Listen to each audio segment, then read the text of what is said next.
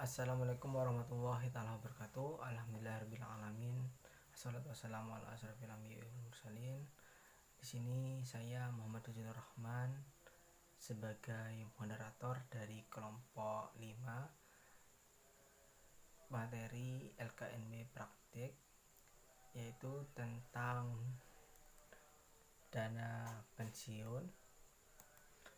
Kali ini ada beberapa presentator. Yang pertama saya sendiri Muhammad Tujunur Rahman, ada Firda Dwi Cantika, Anindita Risnatul Maulidiyah, dan Vika Nyan Hajar. Di sini akan membahas tentang profil dana pensiun lembaga keuangan syariah Muamalat. Selanjutnya sejarah dana pensiun lembaga keuangan syariah Muamalat, produk dana pensiun lembaga keuangan syariah Muamalat, dan akad-akad pada dana pensiun lembaga syariat keuangan Muamalat, dan mekanisme PPTM dan contoh perhitungannya. Nah, di sini langsung saja supaya tidak mengundur waktu dan materi pertama, yaitu saya sendiri, yakni akan membahas tentang profil dana pensiun lembaga keuangan syariah Muamalat.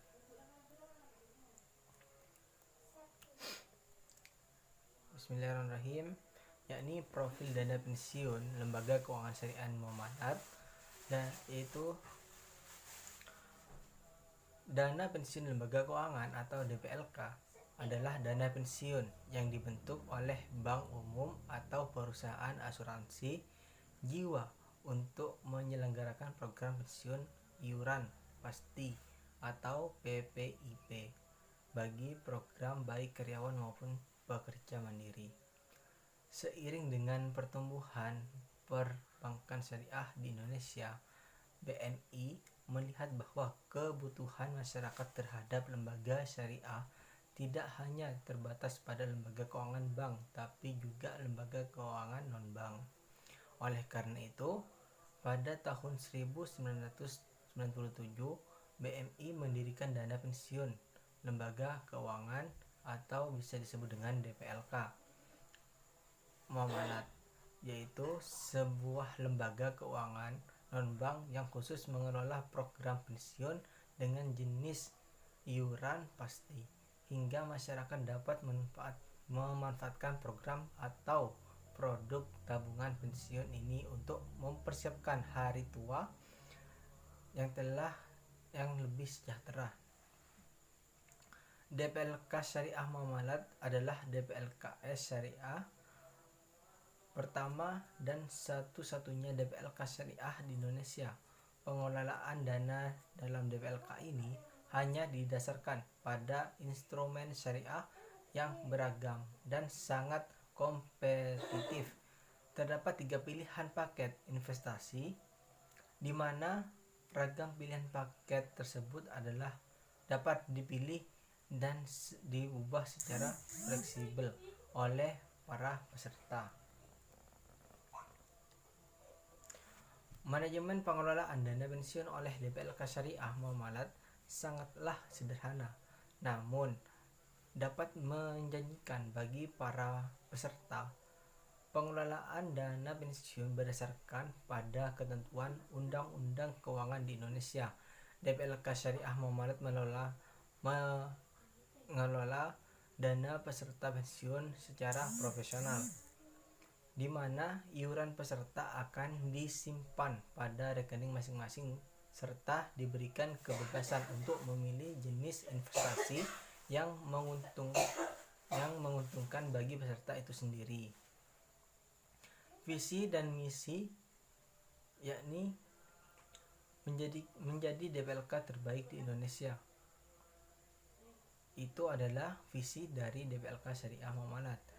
Adapun misinya yakni yang pertama, menyediakan produk dan layanan secara cepat, mudah, inovatif, dan berkualitas dengan dukungan teknologi sistem informasi yang handal. Yang kedua, memberikan hasil investasi yang kompetitif sebagai wujud profesionalisme profesionalisme pengelolaan DPLK Syariah. Nah, mungkin itu saja dari profil dana pensiun syariah muamalat. Saya kembalikan kepada moderator atau bisa dilanjutkan kepada presentator yang kedua. Assalamualaikum warahmatullahi wabarakatuh. Saya Fida Cantika selaku pemateri kedua. Di sini saya akan menjelaskan tentang sejarah dana pensiun lembaga keuangan syariah muamalat. Bank Muamalat Indonesia atau BMI merupakan bank umum syariah pertama di Indonesia yang berdiri pada 1 November 1991. Dengan prakarsa Majelis Ulama Indonesia atau MUI dan pemerintah Indonesia serta dukungan dari Ikatan Cendekiawan Muslim Indonesia atau ICMI, pengusaha dan masyarakat luas. Bank Muamalat mulai beroperasi pada 1 Mei 1992 dan menjadi pelopor bisnis keuangan syariah seperti yang pertama, salah satu pendiri asuransi syariah pertama. Yang kedua, mendirikan Muamalat Institute atau MI untuk pengembangan, peningkatan, dan penyebarluasan pengetahuan mengenai lembaga keuangan syariah. Yang ketiga, dana pensiun lembaga keuangan muamalat atau DPLK syariah muamalat sebagai DPLK syariah pertama dan satu-satunya DPLK syariah hingga saat ini. Yang keempat ada Baitul Mal Muamalat atau BMM sebagai kepanjangan tangan Bank Muamalat untuk pengumpulan dan penyaluran zakat, infak, sedekah, serta tanggung jawab sosial pengurusan Bank Muamalat melalui program pengembangan usaha mikro.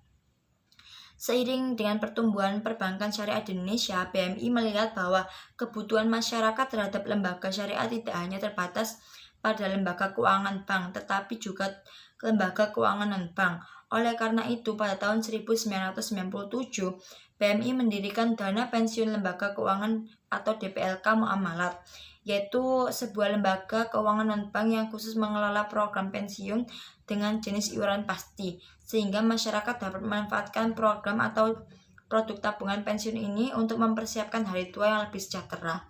Dana Pensiun Lembaga Keuangan DPLK adalah dana pensiun yang dibentuk oleh bank umum atau perusahaan asuransi jiwa untuk menyelenggarakan program pensiun iuran pasti atau PPIP bagi perorangan baik karyawan maupun pekerja mandiri. DPLK Syariah Muamalat didirikan oleh PT Bank Muamalat Indonesia pada tanggal 12 September 1997 dengan surat keputusan Menteri Keuangan nomor Kep 485 KM 17.997. Pada tanggal 23 November 2017, DPLK Muamalat telah memenuhi persyaratan penyelenggaraan program pensiun berdasarkan prinsip syariah sesuai dengan Otoritas Jasa Keuangan nomor 33 POJK nomor 5 2006. Telah berubah nama menjadi DPLK Syariah Muamalat. Hal ini disampaikan dalam surat keputusan dari Otoritas Jasa Keuangan nomor Kep 102D 05 2017 tanggal 23 November 2017 tentang pengesahan atas peraturan dana pensiun DPLK Syariah Muamalat. Mungkin itu saja yang dapat saya sampaikan. Selebihnya mohon maaf. Wassalamualaikum warahmatullahi wabarakatuh. Assalamualaikum warahmatullahi wabarakatuh. Nama saya Fika Anjana Hajar. Di sini saya akan membacakan mengenai produk dana pensiun lembaga keuangan syariah dan akad-akad dalam dana pensiun lembaga keuangan syariah muamalat. Produk dana pensiun lembaga keuangan syariah muamalat. Yang pertama, pensiun terencana muamalat (PTM) adalah program dana pensiun lembaga keuangan yang disediakan bagi perusahaan, karyawan, dan juga bagi peserta mandiri. Program ini dikelola sebagai investasi jangka panjang dalam wujud rekening pribadi peserta. Kepesertaan program pensiun terencana muamalat dapat menjadikan aset yang berharga di kemudian hari. Oleh karena itu, program ini hadir sebagai pilihan dalam mengantisipasi kebutuhan di hari tua nanti. Program ini memberikan kemudahan dan keuntungan bagi para peserta karena setoran iuran yang terjangkau, proses pembiayaan lebih cepat dan mudah, serta investasinya bebas pajak. Yang kedua, pensiun untuk pesangon terencana muamalat (PPTM) merupakan pendanaan program pesangon karyawan yang dapat dikelola melalui program pensiun untuk kompensasi pesangon (PPUKP) yang dikelola berdasarkan prinsip syariah oleh DPLK Syariah Muamalat dengan menggunakan prinsip Pooled Fund. Rekening PPUKP dikelola atas nama perusahaan. Adapun tujuan dari program ini adalah sebagai berikut. Yang pertama, sebagai sarana bagi perusahaan untuk mendanakan kewajiban terhadap imbalan pesangon. Yang kedua, membantu perusahaan dalam mengelola dan mengurangi resiko keuangan dan arus kas sehingga tidak perlu lagi ada keraguan dalam menerapkan full offset untuk semua kasus PHK, pembayaran bulanan dan penundaan pembayaran manfaat. Yang terakhir, yang ketiga, memberikan jaminan terpenuhnya hak-hak karyawan dalam hal mengalami PHK. Akad-akad dalam dana pensiun lembaga keuangan syariah muamalat. Adapun akad yang digunakan dalam dana pensiun lembaga keuangan syariah muamalat antara lain sebagai berikut. Yang pertama, akad wakalah merupakan salah satu akad yang dikembangkan dalam transaksi keuangan kontemporer, baik sebagai akad yang mandiri maupun dikombinasikan dengan akad lain. Akad wakalah merupakan bentuk pelimpahan kuasa oleh pemberi kuasa kepada pihak lain dalam hal-hal yang boleh diwakilkan. Yang kedua, akad wakalah bil ujrah. Pada dasarnya termasuk ke dalam akad tabarruk, akad yang dilakukan untuk menolong pihak lain. Akan tetapi, pada perkembangannya, ulama membolehkan adanya imbalan yang berupa ujrah atas akad wakalah. Mungkin itu saja yang dapat saya sampaikan, kurang lebihnya mohon maaf. Wassalamualaikum warahmatullahi wabarakatuh. Assalamualaikum warahmatullahi wabarakatuh. Nama saya Anindita Risnatul Maulidia. Di sini saya sebagai pemateri terakhir akan menjelaskan tentang mekanisme dan contoh perhitungan dari program pensiun untuk pesangon terencana muamalat. Yang pertama yaitu mekanisme program pensiun untuk pesangon terencana muamalat. Program ini merupakan program pensiun di mana perusahaan mendanakan kewajiban untuk memberikan jaminan terkait hak-hak karyawan atas manfaat dana imbalan pasca kerja yang mencakup uang pesangon, uang penghargaan masa kerja, dan uang penggantian, sesuai dengan Undang-Undang Keuangan Nomor 13 Tahun 2003 Pasal 156. Adapun cara registrasi dari program ini yaitu yang pertama, perusahaan mengisi dan menandatangani formulir pensiun untuk pesangon terencana muamalat. Yang kedua, perusahaan melakukan review dan menandatangani akad perjanjian. Yang ketiga, perusahaan melengkapi data karyawan yang akan didaftarkan pada program ini. Yang keempat, perusahaan melengkapi data legalitas sebagai salah satu persyaratan registrasi. Dan yang terakhir, perusahaan melakukan iuran awal pensiun untuk pesangon terencana muamalat. Adapun ragam pilihan paket investasi yang dapat dipilih dan diubah secara fleksibel oleh pemberi kerja sebagai berikut. Yang pertama yaitu paket A, yang terdiri dari deposito syariah di bank syariah sebesar 100%. Yang kedua, paket B, yang terdiri dari deposito syariah di bank syariah maksimal 100%, dan surat berharga syariah negara maksimal 80%. Yang ketiga, paket C, yang terdiri dari deposito syariah di bank syariah maksimal 100%, surat berharga syariah negara maksimal 80%, dan saham syariah sebesar maksimal 50%.